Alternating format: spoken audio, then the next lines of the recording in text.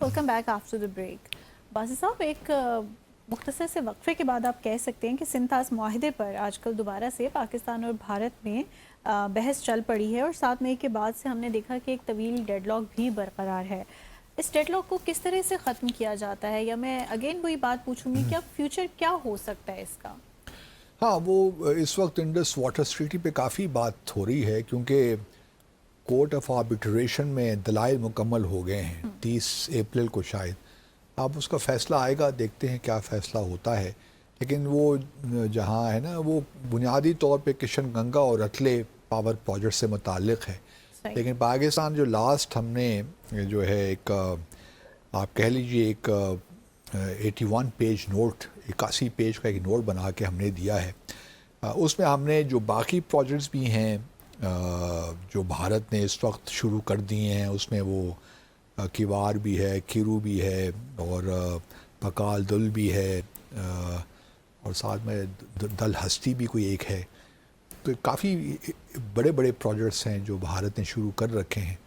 तो हमने उसमें वो भी मेंशन कर दिए कि भारत किस तरह वायलेट कर रहा है। तो जहाँ तक इंडस वाटर ट्रीटी की बात है, ये सारे प्रोजेक्ट्स भारत शुरू कर दिए हैं और चूँकि उन्होंने सारे मामलात अबेंस में रखे हुए हैं, पूरी ट्रीटी को अबेंस में रखा हुआ है, तो पाकिस्तान की इस वक्त कोई बात नहीं मान रहे। और चूँकि वो कोर्ट ऑफ आर्बिट्रेशन का जो मामलात थे मई के बाद या उससे पहले भी वो उसमें शामिल नहीं थे, वो न्यूट्रल एक्सपर्ट का जो प्रोसेस था, आर्टिकल 9 जो है, अल्लाह भला करे आपका, आर्टिकल 9 जो इंडस वाटर ट्रीटी का है, उसके तहत न्यूट्रल एक्सपर्ट के प्रोसेस में वो शामिल थे।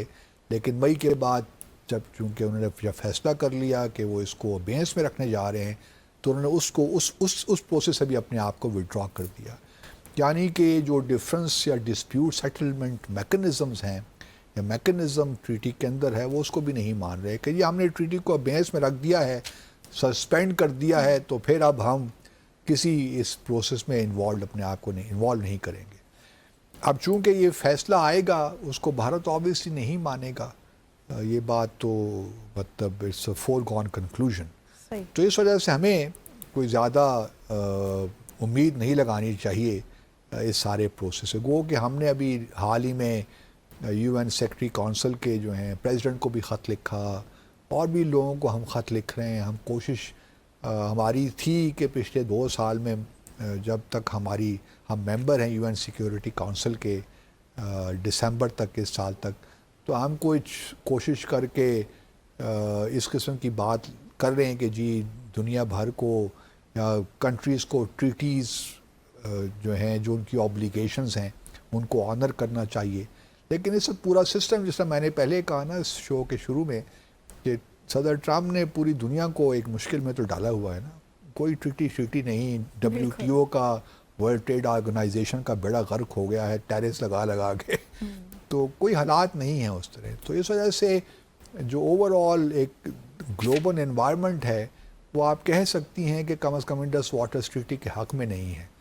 अब अगर आप भारत का मीडिया देखिए तो आपको आए रोज़ एक कोई ना कोई ऐसे आर्टिकल मिल जाता है या कोई टॉक शो अगर आप देखिए, इलेक्ट्रॉनिक का जो मीडिया है, उसमें ये बात ज़रूर कही जाती है कि जी पाकिस्तान और भारत के दरमियान ये जो ट्रीटी साइन हुई थी, ये गलत ट्रीटी थी, होनी ही नहीं चाहिए थी। क्योंकि इंडिया ने बहुत कुछ दिया इसमें, ना सिर्फ बहुत कुछ दिया बल्कि 67 मिलियन पाउंड स्टर्लिंग भी भारत ने दिए पाकिस्तान को ट्रीटी साइन करने के बाद, कि यहाँ पे जो इंफ्रास्ट्रक्चर है, वाटर इंफ्रास्ट्रक्चर, ख़ास तौर पे आज़ाद जम्मू और कश्मीर, उसको डेवलप करे।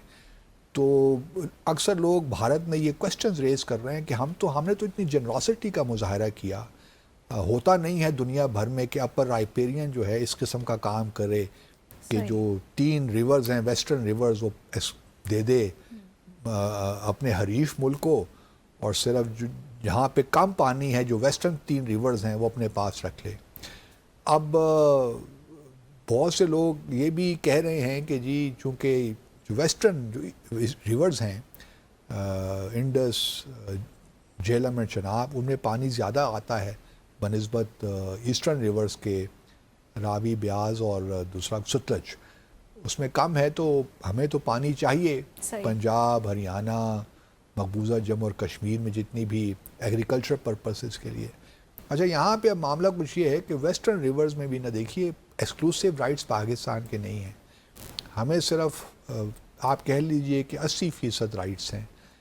133 135 ملین ایکر فیٹ ہمیں ملنا چاہیے ہر سال، جو کہ ابھی تک مل رہا ہے. ابھی تک بھارت کے پاس وہ انفراسٹرکچر نہیں ہے کہ پاکستان کا پانی روک سکے. ابھی بھارت صرف یہی کر سکتا ہے کہ ہمیں جو ڈیٹا پرووائڈ کرتا ہے، ایڈوانس فلڈز کے نوٹسز وغیرہ دیتا تھا، وہ اب نہیں دے رہا. اور جو پاور پروجیکٹس ہمیں وہ مطلع کرتا تھا، انفارم کرتا تھا، وہ بھی نہیں کر رہا.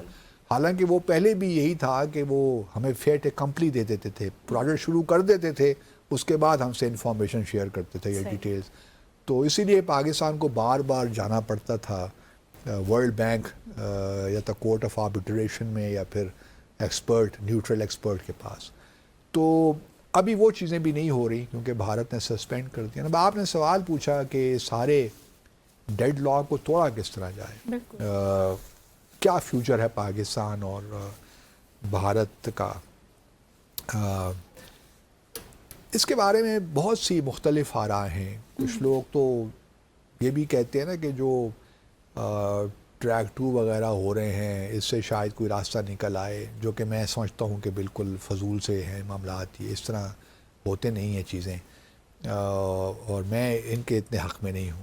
صحیح. میں نے پہلے بھی کہیں کہا ہے کہ ڈیڈ لاک دیکھیے، ایک تو ڈیڈ لاک شروع ہوا تھا نا 5 اگست 2019 کو، جب بھارت نے کچھ اقدامات لیے تھے، مقبوضہ جموں اور کشمیر کا جو ایک خصوصی حیثیت تھی اس کو ختم کیا تھا.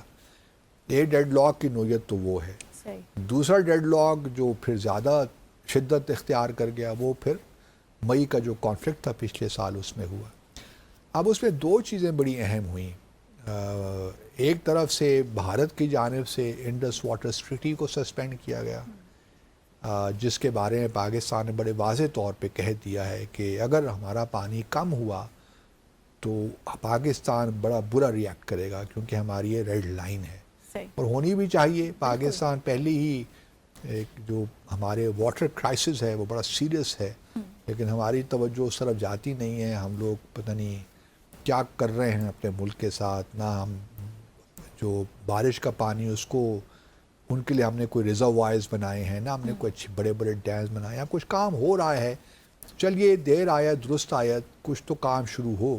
لیکن ویسے ایک اویئرنس ہوتی ہے نا عام سطح پہ، وہ بھی نہیں ہے. لوگ جس طرح پانی کو ضائع کرتے ہیں، جس طرح اپنی گاڑیاں دھوتے ہیں اپنے پورش میں، اور جس طریقے سے پانی ضائع کرتے ہیں، اللہ کی پناہ. اور پھر چونکہ کوئی پلاننگ نہیں ہے، سٹی پلاننگ ہمارے ہاں اس کا بڑا فقدان ہے. گورنمنٹ نے اپنے ہاتھ اٹھا لیے ہیں، پانی پرووائڈ نہیں کرتی، سپلائی نہیں ہوتی، تو لوگوں نے بورنگ شروع کر دی ہے. اب جو ٹیبل انڈر واٹر، جو گراؤنڈ واٹر ہے، اس کی بھی سطح کم سے کم ہوتی جا رہی ہے. واٹر ٹیبل ہے وہ نیچے سے نیچے جا رہا ہے. پہلے اگر 70 فٹ کی گہرائی سے پانی نکل آتا تھا، تو اب اگر آپ 150 فٹ تک بھی جائیں تو پانی اسلام آباد جیسے شہر میں نہیں ہے. تو کویسچن یہ ہے کہ جہاں ہم بھارت کو الزام تو دیتے ہیں اور ٹھیک دیتے ہیں، لیکن ہمیں چاہیے کہ ہم پاکستان کے اندر بھی ایک اس کو ایک کرائسس کی سچویشن سمجھیں، اور پانی کے معاملے کو تو نظر انداز نہیں بار بار اس کی بات کرتے ہیں. ہم کہتے ہیں وکٹم ہے، وکٹم ہے، وکٹم ہے. تو وکٹم کو کچھ پھر اقدامات بھی لینے چاہیے نا. ایک شارٹ ٹو لانگ ٹرم ایک پورا پلان آف ایکشن ہونا چاہیے، جو کہ نظر ہمیں نہیں آتا.